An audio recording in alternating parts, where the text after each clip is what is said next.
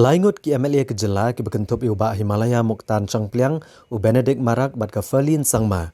Ha ka arpu pratrik unai weng ar hajar arpu ar kila iekno ik jinglong nong mi kemat syaki yang dorbar tawan ke Jela. Bat kila penmana baginit ban penyaso no ila dia bat keseng BJP. Kini ki laingut ki MLA kila let ban IT ka Shithi eno akam hau lampang yang dorbar tawan ke Jela uba Ahmed Balengdo. Bat penpau bakila eno eka kam long nong mi kemat syaki yang dorbar tawan. Uba Himalaya Moktan Changpliang udu MLA kamau senram na keseng All India Trinamool Congress kadba u Benedict udu MLA ka Raksamgre constituency kadba ka Ferlin Sangma ka dek MLA jong ka selsela bat kini bro arngut kidai na keseng NPP. Habai keren bikinong pathai kubor hadian beladep ban ino kam na ke jinglong nong mi kemat. Uba Himalaya Moktan Changpliang ulong babaro laingut kala ino kam na ke jinglong MLA.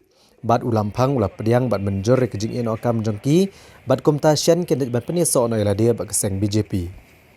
Uba Himalaya Moktan Changpliang ulong ba jing temu jongki bat peniso bat ke BJP kadai namar bagane keseng kala banwanra ki kampenroy bat makiru kidon kejuk kotong banwanra ki kampenroy ya Jela.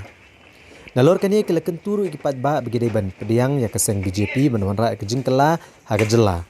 Kamtam ha ba Jela kadon kambhai ki kampenroy. Bat borok kitip bagi BJP pelok jingalam Menteri Rang Baado Narendra Modi kelatrai borba ban kentiu ya ki kampenroy ban kentiu ke yok kokot kipat ba badai namar kani bagian peniaso no bagi BJP ban pentikena bagi patba ki ban yolut ki kampenroy ki balamang kerpang naga bentah jongki.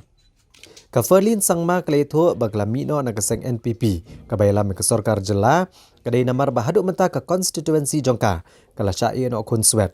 Bat kamnon setiawat tangkawai ru ke college. Bat kenikatan kelas adian bha hakaliang kapule puthi. We would like the people of the state to accept the BJP so that we can bring a change in the whole state. BJP is a party for development and therefore we have nothing but development. So we need development for the state and therefore we're all joining together in the BJP party. Yeah. People at the grassroots, they all know what development means.